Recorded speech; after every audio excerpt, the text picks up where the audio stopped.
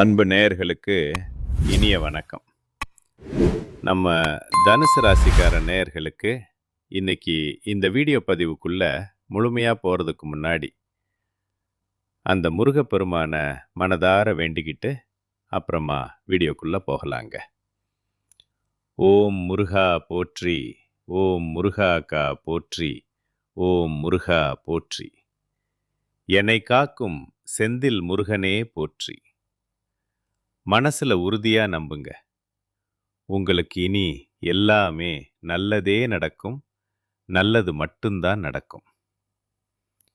பொதுவாவே நம்ம தனுசு ராசிக்காரங்க அறிவுக்கும் ஆராய்ச்சிக்கும் ஒரு பெரிய அடையாளமா இருக்காங்க. இவங்க மனசு இருக்கே, அது ரொம்ப ரொம்ப சுத்தமானதுங்க.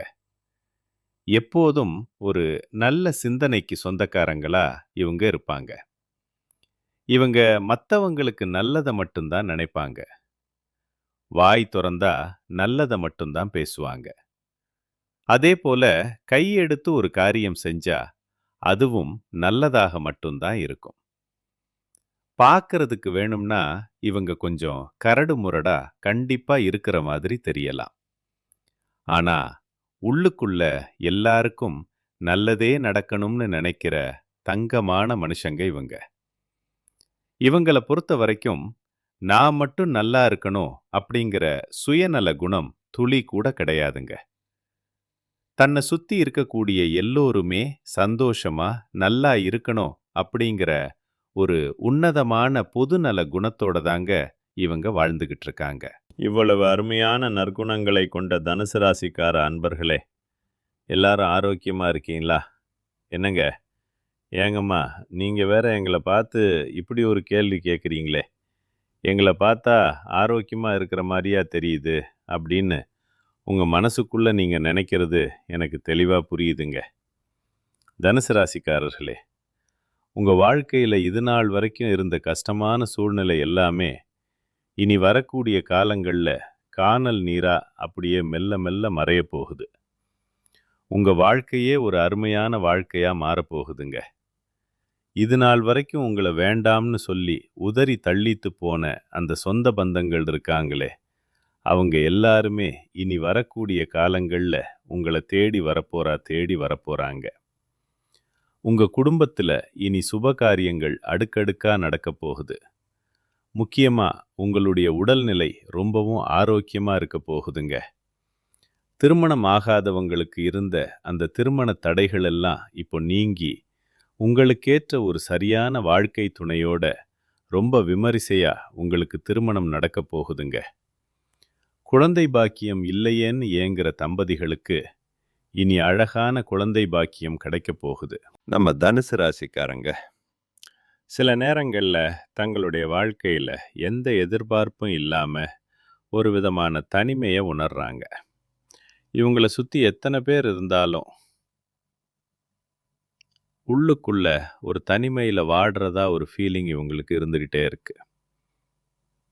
இந்த சூழ்நிலையில ஏற்படக்கூடிய மாற்றங்கள், எதிர்கால நிலவரங்களை நீங்க எப்படி சமாளிக்கணும் அப்படிங்கிறதுக்கு இந்த வீடியோ பதிவு உங்களுக்கு ஒரு சிறந்த வழிகாட்டியா இருக்குங்க. நிச்சயமா உங்க வாழ்க்கைக்கு ஒரு பெரிய துணையா இந்த வீடியோ இருக்கும். தனுசு ராசிக்கு இப்போ செவ்வாய் பகவான் 5ஆம் இடத்துல இருக்கிறதுனால உங்களுக்கு ஏகப்பட்ட யோக பலன்கள் உண்டாக போகுது. சூரியனுடன் செவ்வாய் இணைவதால மனசுல புதிய எண்ணங்கள் பிறக்கும். நல்ல வாய்ப்புகள் உங்களை தேடி வரும்.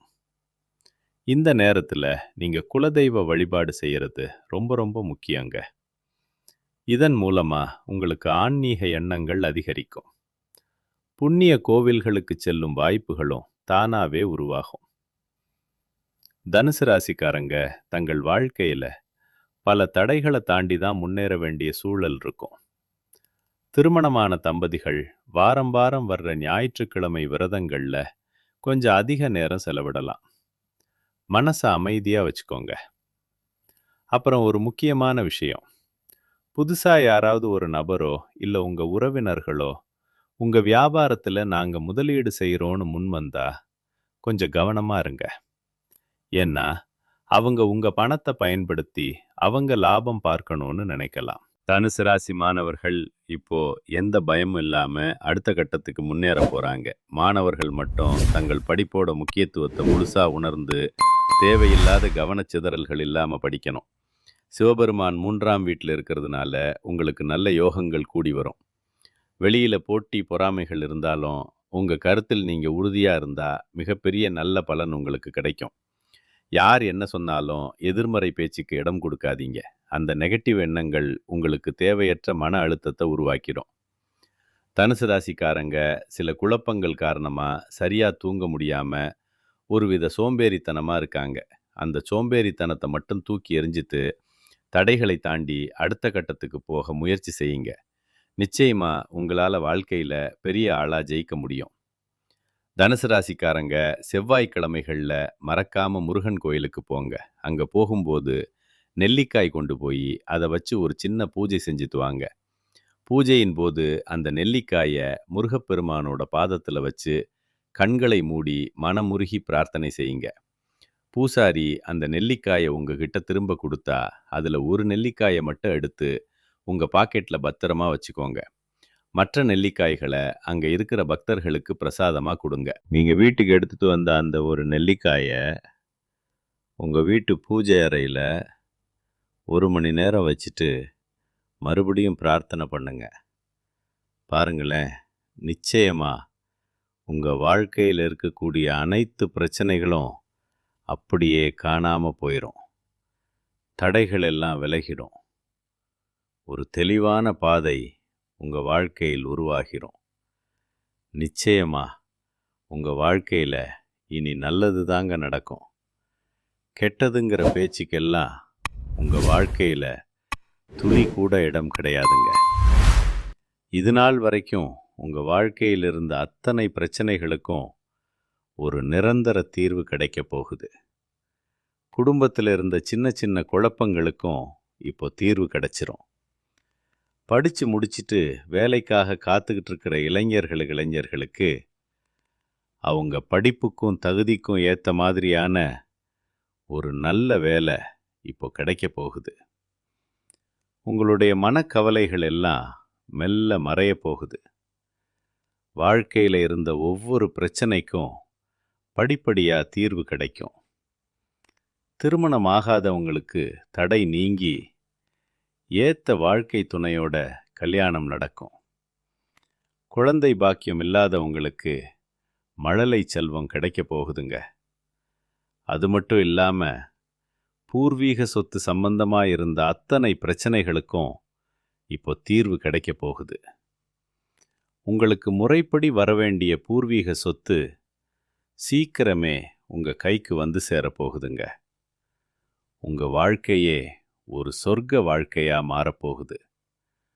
உங்களோட நீண்ட நாள் ஆசைகளும் கனவுகளும் இனி ஒவ்வொன்றா நிறைவேற போகுதுங்க. உங்கள் குடும்பத்தில் சுப காரியங்கள் அடுக்கடுக்காக நடக்கும். குலதெய்வம் எங்கேயோ இருக்குது, என்னமோ இருக்குது அப்படின்னெல்லாம் நீங்கள் குழம்பிக்க வேண்டாம். நீங்கள் எங்கே இருந்தாலும் ஒரு சின்ன தீபம் ஏற்றி வச்சு அந்த தீப ஒளியில் என் தெய்வம் இருக்குது அப்படின்னு நினச்சி மனதார வழிபாடு செய்யுங்க. உங்களுக்கு உங்கள் குலதெய்வமே தெரியல அப்படின்னா கூட பரவாயில்ல. வீட்டில் தீபம் ஏற்றி வச்சு ஏதாவது ஒரு நல்ல நாளில் உங்கள் குலதெய்வத்தை நினச்சி கும்பிடுங்க. குலதெய்வ வழிபாடு குலம் காக்கும், குலம் தழைக்கும்னு பெரியவங்க சும்மாவா சொன்னாங்க? முதல்ல குலதெய்வம், அப்புறம் மற்ற தெய்வங்கள். எந்த கோயிலுக்கு போனாலும் என்ன பரிகாரம் பண்ணாலும் எனக்கு ஒரு ஏற்றமே இல்லையே அப்படின்னு சில பேர் சொல்லுவீங்க. அவங்க என்ன பண்ணுறீங்கன்னா, தினமும் காலையில் எந்திரிச்ச உடனே சூரிய பகவானை பார்த்து ஒரு கும்பிடு போடுங்க. அவரோட அனுக்கிரகம் இருந்தாலே போதும். மற்ற கிரகங்கள் எல்லாம் உங்களுக்கு சாதகமாக இல்லைன்னா கூட பரவாயில்ல. அந்த சூரியனோட பிரகாசம் உங்கள் வாழ்க்கையே பிரகாசமாக மாற்றிருங்க. அந்த தெய்வீக வெளிச்சம் உங்களை வந்து சேரும். உங்கள் வாழ்க்கையில் இருந்த கண்ணீரெல்லாம் அப்படியே கரைஞ்சு போயிருங்க. மனுஷனா பிறந்த ஒவ்வொருவருக்கும் ஆசை இருக்கத்தாங்க செய்யும். ஆனால் அந்த ஆசைகளை அடையணும்னா நம்ம வெறும் நினைச்சா மட்டும் பத்தாதுங்க. முழு மனசோட அந்த ஆசைகளை அடையறதுக்கு என்ன வழின்னு ஒவ்வொரு நாளும் யோசிச்சு அதற்கான திட்டங்களை போட்டு கடினமா உழைச்சுக்கிட்டே இருக்கணும். உழைச்சா நிச்சயமா நம்ம ஆசைகள் நிறைவேறும். உங்க வாழ்க்கையில இனி வரக்கூடிய காலங்கள்ல உங்களுடைய எல்லா ஆசைகளும் நிறைவேற போகுதுங்க. பொதுவா ஒரு மனுஷனுக்கு என்ன ஆசை இருக்கும்? அந்த 16 வகை செல்வங்களையும் பெற்று பெருவாழ்வு வாழணும் தான் நினைப்போம். பணம் வேணும், பதவி வேணும், புகழ் வேணும், கௌரவம் வேணும் தான் ஒவ்வொரு மனுஷனும் ஓடிக்கிட்டு இருக்கான். ஆனா அந்த பயணத்துல ஒவ்வொரு நாளையும் ரசிச்சு வாழ நம்ம மறந்துடுறோம். உலகத்தில் எல்லாருமே ஒரு போராட்டத்தில் தான் வாழ்க்கையை வாழ்ந்துட்டுருக்காங்க. நம்ம தனுசு ராசிக்காரங்க எப்போவுமே ஆன்மீகத்தில் அதிக நாட்டம் கொண்டவங்களாக இருப்பாங்க. ஏன்னா இவங்களுக்கு அதிபதியே அந்த குரு பகவான் தான். அக்னி ராசி, சத்வகுணம், உயர்ந்த சிந்தனை, ஒரு நல்ல இதயம், தாராள மனப்பான்மை, நேர்மை, உண்மை, இதெல்லாம் தான் இவங்களோட அடையாளம். இவங்க சுதந்திரமா சிந்திப்பாங்க, நிறைய பயணம் செய்ய விரும்புவாங்க. எதையும் திட்டமிட்டு செய்யக்கூடிய திறமை இவங்க கிட்ட இருக்கு. சொன்ன சொல்ல எப்படியாவது காப்பாத்துவாங்க. தன்னை சுத்தியுள்ள எல்லாருமே நல்லா இருக்கணும்னு இவங்க நினைப்பாங்க. தனுசு ராசிக்காரங்களோட அந்த நேர்மையான குணத்துக்கு யாராலுமே ஈடு கொடுக்க முடியாதுங்க.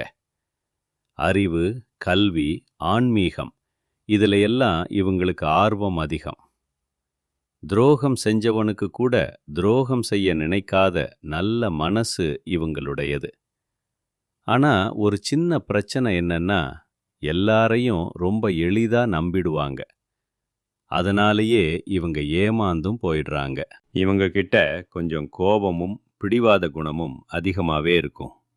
ஆனால் எதையும் பிளான் பண்ணி செய்கிறதுனால இவங்க வாழ்க்கையில் தோல்விங்கிற பேச்சுக்கே இடம் கிடையாதுங்க. இவங்க ஒரு காரியத்தை நினச்சா அதை அடையிற வரைக்கும் விடமாட்டாங்க. அந்த அளவுக்கு திறமையும் பொறுமையும் இவங்க கிட்ட இருக்கு. தனுசு ராசிக்காரர்களே, இந்த மாதம் உங்களுக்கு ஒரு பெரிய அதிர்ஷ்டம் தரக்கூடிய மாதமா அமையப்போகுது. ஆடி மாதம் அப்படிங்கிறது தெய்வத்துக்காக அர்ப்பணிக்கப்பட்ட ஒரு புனிதமான மாதம்.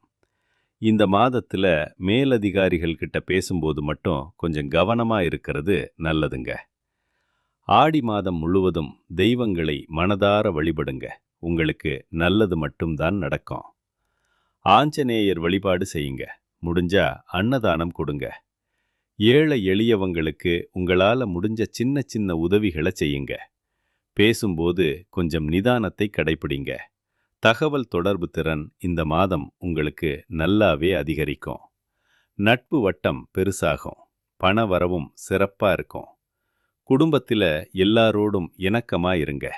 இந்த மாதம் உங்களுக்கான ஒரு புது அடையாளத்தை கொடுக்க போகுது. பொருளாதார ரீதியா நல்ல முன்னேற்றம் காண்பீங்க. அதே சமயம் ஆரோக்கியத்தில் கொஞ்சம் கவனம் தேவை. செவ்வாய்க்கிழமைகளில் ஏழைகளுக்கு உணவளிப்பது ரொம்ப விசேஷம். கொஞ்சம் உடற்பயிற்சி செய்யுங்க. மனசுக்கும் உடம்புக்கும் நல்லது. பக்கத்தில் இருக்கிற முருகன் கோயிலுக்கு போய் முருகனை தரிசனம் பண்ணிட்டு வாங்க. உங்க வாழ்க்கையில் இன்னும் சிறப்பான பலன்கள் நடக்கணும்னா ஒரு சின்ன பரிகாரம் சொல்றேன். உங்க வீட்டுக்கு பக்கத்தில் இருக்கக்கூடிய பார்வை குறைபாடு உள்ள குழந்தைகளுக்கு உங்களால் முடிஞ்ச உதவிகளை செய்யுங்க. அதுக்காக நீங்கள் லட்சக்கணக்கில் செலவு பண்ணணும்னு அவசியம் இல்லைங்க. உங்கள் வசதிக்கு ஏற்ற மாதிரி ஒரு பேனாவோ இல்லை ஒரு பென்சிலோ கூட வாங்கி தரலாம். இந்த ஒரு சின்ன உதவியை நீங்கள் செய்யும்போது உங்கள் வாழ்க்கையில் நீங்கள் செஞ்ச பாவங்கள் எல்லாம் குறையும். உங்கள் வாழ்க்கையே ஒரு சொர்க்கமாக மாறும். நல்லதே நடக்கும். நல்லது மட்டும்தான் நடக்கும். நன்றும் நன்றி. வணக்கம்.